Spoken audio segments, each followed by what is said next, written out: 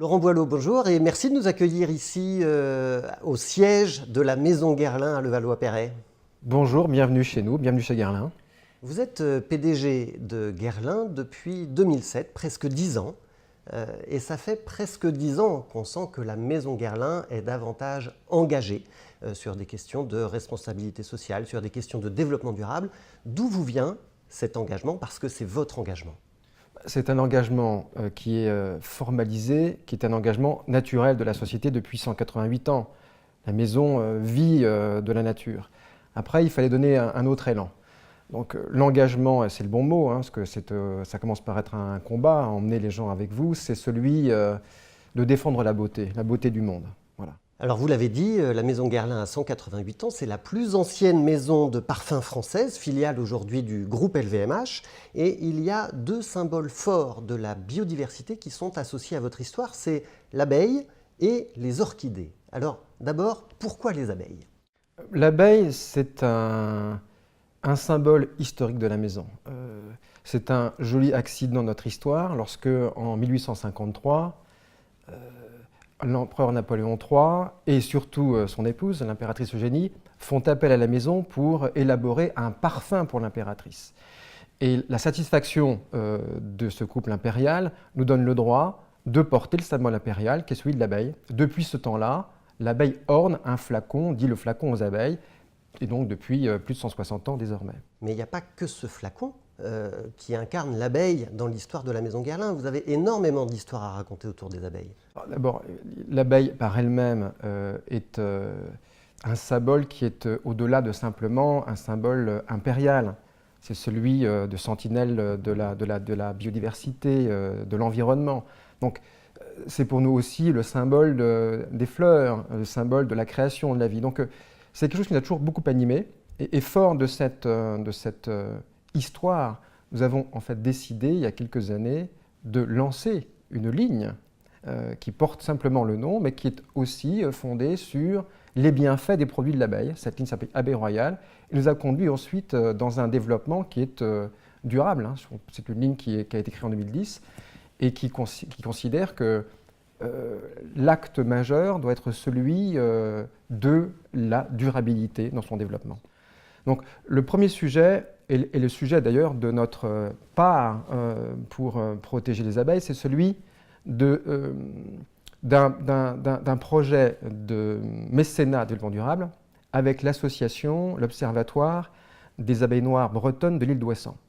Alors pourquoi ce lieu-là? Parce qu'il se trouve en fait que nous cherchions des produits d'abeilles et ça nous a naturellement emmenés vers cette île qui est remarquable, qui est extraordinaire, et ces abeilles en tout cas. Et donc nous sommes des partenaires de cet observatoire de manière modeste, je dois dire quand même encore, puisqu'il y a un investissement qui est autour d'un apiculteur pour l'aider à protéger ces 150 ruches. Il y a un investissement financier également autour des éléments techniques et valorisation de leur domaine. Ça, c'était le début de notre apport. Cette première rencontre a déclenché d'autres rencontres. Assez récemment d'ailleurs, je voudrais faire référence à une rencontre avec Thierry Dufresne, qui est le président de l'Observatoire français d'apidologie, qui lui a un grand combat extrêmement ambitieux. Et en quoi ça consiste? Ça consiste à repeupler l'Europe de ruches. Il y a aujourd'hui un manque d'à peu près 13 millions de ruches en Europe. Donc il s'engage d'ici 10 ans à repeupler l'Europe de ruches et avec cela aussi de former des apiculteurs. Il parle de 30 000 emplois. Je pense que c'est un très joli projet. Donc c'est son projet. Mais dans la rencontre avec Thierry Dufresne, nous avons décidé de l'accompagner. Vous voyez, donc là aussi, de quelle manière? Eh bien, c'est en apportant des éléments financiers pour soutenir la formation des apiculteurs. Et je pense qu'au fur et à mesure des années qui vont venir, notre engagement sera plus important. En tout cas, c'est une cause supplémentaire qui nous intéresse énormément. Après les abeilles, il y a un deuxième élément très fort dans l'histoire de la marque Guerlain, ce sont les orchidées. Elles aussi sont en danger sur la planète. Comment est-ce que vous intervenez autour de l'univers des orchidées? Alors, les orchidées, c'est un monde qui est fascinant. Il y a un mystère qui est extraordinaire dans cette fleur-là, c'est sa longévité prodigieuse. C'est comme ça que l'histoire a commencé, il y a quasiment 13 ans. et qu'en faisant des études, nous avons découvert le monde fascinant des orchidées. 30 000 variétés qui sont différentes, des espèces qui sont étonnantes puisque certaines, par exemple, ne fleurissent que la nuit ou sont capables de résister dans des conditions qui sont extrêmes. Et ça nous a emmené justement à développer ce projet-là qui, ensuite, comme pour l'abeille, a suscité un projet qui est plus vaste, c'est-à-dire pas seulement fabriquer les produits, mais d'accompagner en fait toute la filière qui est celle de l'orchidée. En quoi ça consiste? Nous appelons ça en fait l'orchidarium. 3 pôles. Un pôle qui est un pôle d'observation qui se trouve à Genève, dans lequel nous faisons venir des orchidées du monde pour les observer, pour voir quelles sont leurs qualités. De ce pôle qui est à Genève d'observation, un pôle qui est un pôle de recherche fondamentale en laboratoire, qui se trouve à Strasbourg, pour vérifier que les molécules puissent ensuite se transposer dans des produits qui sont des produits destinés à des produits cosmétiques.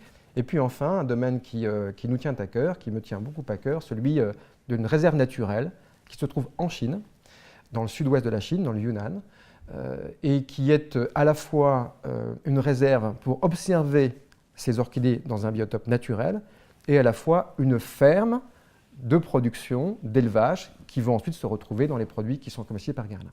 Comment vous intervenez dans le Yunnan? Vous avez acheté la propriété? Vous la financez? Comment ça marche? C'est une belle histoire humaine, en fait. C'est que le projet de Orchidée Impériale, qui est le nom de notre ligne, nous a amené à rencontrer, dans la filière, un couple qui est devenu un ami de la maison Guerlain. Et ce couple, c'est celui d'un biologiste allemand et de son épouse chinoise, et qui dédient leur vie à l'écologie. Et leur vie les a amenés dans le Yunnan, qui est un écosystème protégé, avec l'esprit de le préserver, puisque malheureusement, le développement de l'économie dans la région avait pris le pas sur des forêts millénaires, des écosystèmes qui étaient parfaits.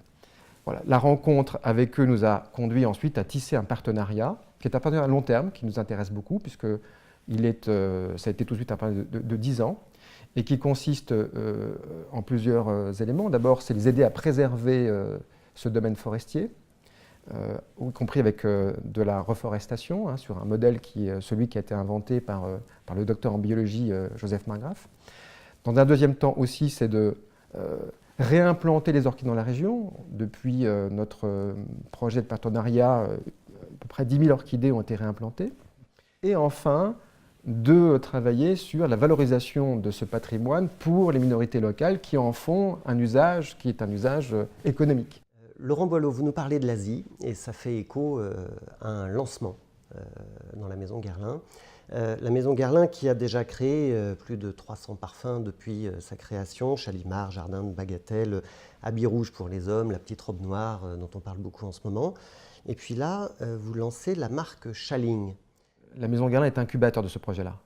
Mais le projet, qui est une nouvelle maison, n'est pas une activité de Guerlain. Il faut considérer que l'incubateur apporte des compétences, une bienveillance, des outils, va aider cette aventure pendant quelques années pour qu'elle puisse se développer, et après, elle sera indépendante, elle marchera par elle-même. C'est une maison qui est déjà indépendante de Guerlain, mais qui a besoin de la bienveillance parce que les nouvelles maisons qui se créent, dans notre industrie, ça existe extrêmement rarement, et qu'il faut bien aussi beaucoup de bienveillance pour pouvoir la lancer et la faire marcher. Il y a une volonté commune entre la maison Guerlain et le projet de Chaling que je voudrais évoquer, qui est celui d'un accompagnement qui est plus simple, plus large que simplement faire des bons produits et de les vendre.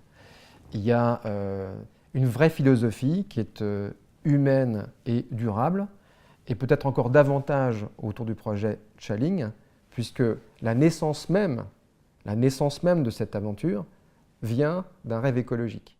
J'ai évoqué le rêve de Joseph Marggraf qui était de protéger cette forêt originelle. Cette forêt originelle, il se trouve que c'est aussi l'origine botanique du thé sur la planète. J'ai évoqué aussi que ce patrimoine était en danger. Et pour être plus précis, 80% de cette forêt est détruite depuis 30 ans. 80%. Si on ne fait rien, cette origine botanique du thé sur la planète va disparaître. Il y aura toujours du thé à consommer, mais elle va disparaître. Qu'est-ce qu'il fait?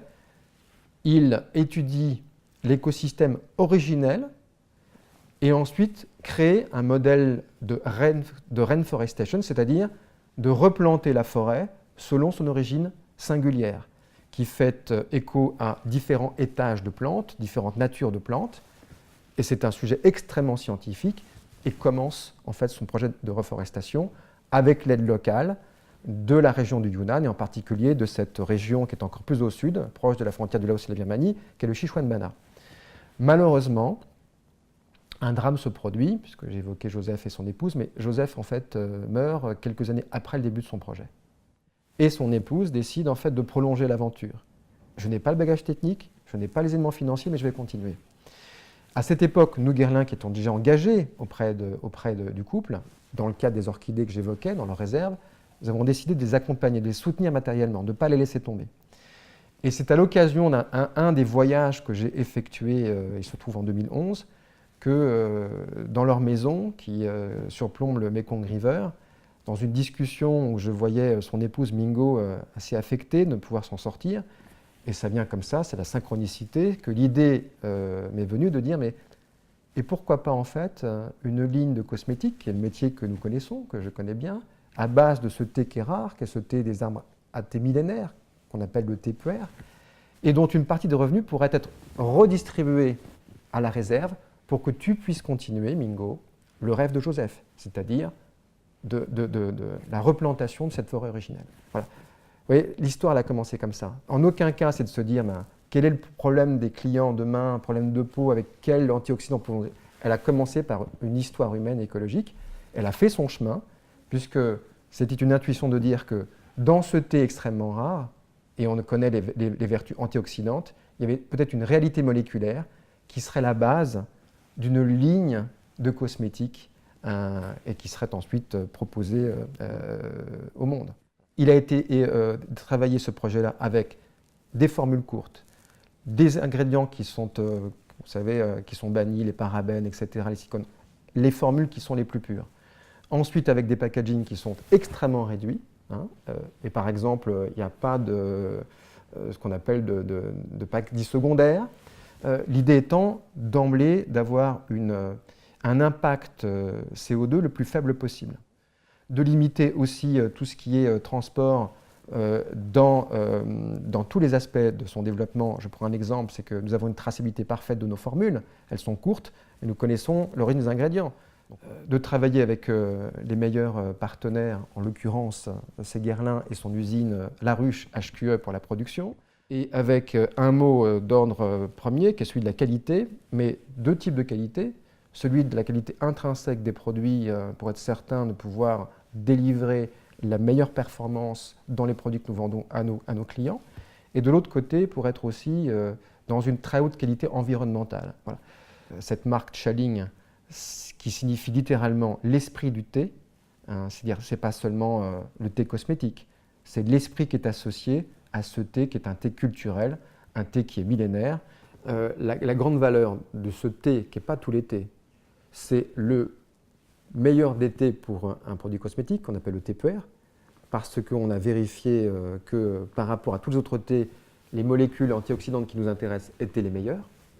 Et l'autre élément que je mettrais en abîme, en correspondance, et je vais peut-être utiliser un mot en anglais, ce sera plus simple, c'est green.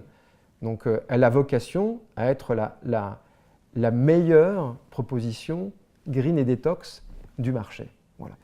La vocation de Guerlain, c'est vraiment d'aider dans tout ce qui est l'environnement à ce que cette jeune pousse puisse passer à l'état de commercialisation, ce qui est le cas maintenant depuis quelques mois, puisque Chaling a ouvert en fait un point de vente en France et un point de vente également à Hong Kong. Nous apprêtons à ouvrir en Chine et fera rayonner cette idée que nous pouvons mettre en correspondance le meilleur de deux mondes. Celui de la Chine et de sa culture et de son patrimoine exceptionnel qui est celui du thé puer, des forêts millénaires, et la culture qui est celle de la France, qui vient en fait valoriser cette culture chinoise et apportant ses compétences en matière de développement, en matière d'esprit de luxe. Et là, je mets en phase évidemment non seulement Guerlain, mais également LVMH. Ce que nous avons en commun, le luxe et le développement durable, c'est le temps. Le temps compte dans l'activité de luxe, le temps compte dans le temps durable, et c'est bel et bien ce qui fera le lien entre les deux sujets. Est-ce que vous avez mesuré l'impact carbone de ces produits-là? La mesure, nous l'avons faite, mais il faut bien considérer une chose, c'est que l'aventure commence. Donc l'aventure commençant, on parle de 2 points de vente. Aujourd'hui, c'est quelques kilos de thé que nous avons prélevés. Donc l'impact, il est relativement faible, hein. En revanche, nous avons modélisé notre développement et nous avons fixé le développement avec un esprit qui est, d'ici 3 ans, nous serons carbone neutre.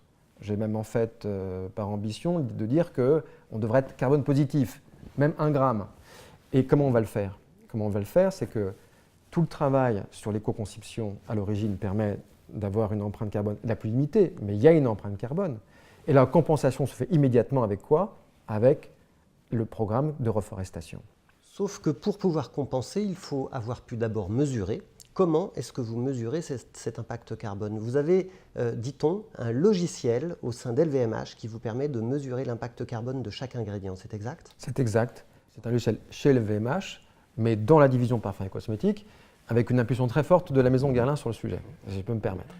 Et que ce sujet-là, qu'on appelle l'indice de performance environnementale, donne une note entre 0 à 20 sur des éléments qui sont ceux de la qualité environnementale, dont la partie carbone, mais pas uniquement ces éléments-là. Donc, qu'est-ce qui est intéressant dans cet outil, et on améliore que ce qu'on mesure, c'est que nous avons donc l'esprit d'améliorer en permanence cette note environnementale. Donc, chaque produit que nous lançons tente à améliorer le produit qui est remplacé. La volonté de Guerlain, c'est que d'ici 2020, tous les produits qui seront lancés seront éco-conçus. Éco-conçus, il y a justement la notion de IPE qui est intégrée. Éco-conçus, les matières premières, des formules courtes, les packaging, etc. Et tout cela fait écho à l'après COP21, mais vous avez peut-être démarré tout ça avant la COP21. En tous les cas, ça fait écho à l'engagement des entreprises d'aujourd'hui, des multinationales aussi, à l'égard du réchauffement climatique. Absolument. Alors, la vertu de ces grandes réunions internationales, COP21, c'est que c'est toujours un rendez-vous avec nous-mêmes, à la fois les acteurs qui sont politiques, mais avec les entreprises et puis avec les personnes. Les entreprises sont peut-être celles qui vont faire progresser l'action climat plus que les politiques. Et je vois aujourd'hui 2 types d'entreprises. Les entreprises qui ont conscience de ça et qui agissent, parce qu'il y a une vraie volonté à la tête des entreprises, parce qu'il y a un vrai souci de se dire, oui, on doit laisser à la génération suivante au moins ce que la planète nous a réservé. Et puis il y a les autres qui sont en fait des compétiteurs et qui se rendent compte aujourd'hui qu'ils ne peuvent pas faire autrement qu'à d'être impliqués. Pourquoi? Parce que ça devient aujourd'hui un instrument de mesure des sociétés, parce que ça devient aussi un élément de valeur ajoutée économique. Donc, bon gré mal gré, si je puis dire ainsi, les choses sont en marche. Et moi, je suis en fait très optimiste sur ce sujet-là. Les choses sont en marche. Alors, l'engagement d'une entreprise en termes de responsabilité sociale, ce qu'on appelle la RSE, se mesure aussi dans les relations de cette entreprise avec ses fournisseurs. Vous avez des clauses particulières que vous incluez dans les appels d'offres que vous passez auprès de vos fournisseurs. Quel type de clauses est-ce que vous insérez dans vos appels d'offres? Les clauses, elles sont en fait assez connues. C'est bannir le travail des enfants. Je pense que ces clauses-là sont connues. C'est courant? C'est courant. Ce qui n'est pas courant, c'est la démarche d'engager les fournisseurs. Bon. Alors, comment nous on travaille? Je pense aussi que là, LVMH s'est très, très tôt mis dans une démarche justement d'engager, d'embarquer les fournisseurs avec nous. Je dois dire en passant qu'il ne faut pas juste penser qu'il y a les grandes sociétés comme nous et puis ensuite les fournisseurs entre guillemets qui suivent. La réalité en fait, c'est que nous avons des fournisseurs que nous appelons des partenaires qui sont même plus avancés que nous. Donc c'est dans les deux sens et que donc pour eux c'est facile de signer notre charte achat responsable, mais quand même pour les autres ce n'était pas toujours le cas parce que de taille plus modeste n'avaient pas encore fait le travail sur eux-mêmes. Donc qu'est-ce que fait LVMH? Il définit une charte d'achat responsable, il partage cette charte avec l'intégralité de ses fournisseurs, je crois qu'on parle d'à peu près 600 fournisseurs, Et ensuite, il associe aux maisons le loisir, enfin le loisir, ce n'est pas tellement le mot, la décision de choisir des partenaires en fonction des critères qui sont qualitatifs, mais également qui sont de cette responsabilité. Aujourd'hui, nous choisissons nos partenaires, ou nous renouvelons des contrats partenaires, que si ils sont impeccables sur la charte achat responsable. Voilà. Ce qui suppose que vous les auditiez. Absolument. Est-ce que vous les auditez et comment vous mesurez qu'effectivement ils remplissent leurs engagements? Nous les auditons.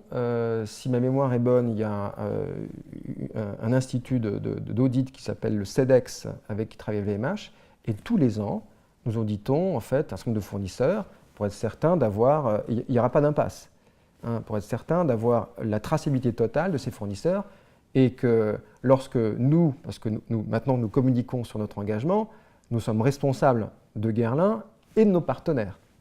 Il y a une autre charte que vous avez signée, un autre engagement que vous avez signé en tant qu'entreprise Guerlain en 2011. C'est un engagement pour avoir davantage de femmes dans les conseils d'administration. Vous avez quel pourcentage de femmes aujourd'hui dans votre conseil d'administration et quel est votre objectif? Alors, c'est LVMH qui a signé cet engagement. La direction opérationnelle de la société Guerlain a à sa tête un comité exécutif, qui est un comité opérationnel. Dans ce comité, qui en fait conduit les affaires de Guerlain, il y a aujourd'hui 70% de femmes. Quant au conseil d'administration, qui sont des entités qui sont non opérationnelles, composé de combien de personnes? Nous avons 7 personnes aujourd'hui, et là, en revanche, nous avons un déficit de femmes. C'est une conviction profonde que la diversité aide, mais c'est une conviction profonde aussi qu'il faut aider les femmes, dès les niveaux de responsabilité inférieurs, à franchir justement des étapes et gravir ensuite ces niveaux de responsabilité. C'est comme ça que ça se fera demain. Et on voit bien finalement que dans cet univers du parfum, bien sûr, on parle de sensibilité, on parle de luxe, on parle de rêve, on parle d'émotion, mais on voit bien aussi que la maison Guerlain a bien les pieds sur terre. Elle est bien dans cette époque du XXIe siècle, très contemporaine, sensible à tous les enjeux de développement durable qui se posent à nous. Laurent Boileau, merci beaucoup pour cette interview que vous avez accordée aujourd'hui à Mediatico. C'est moi qui vous remercie.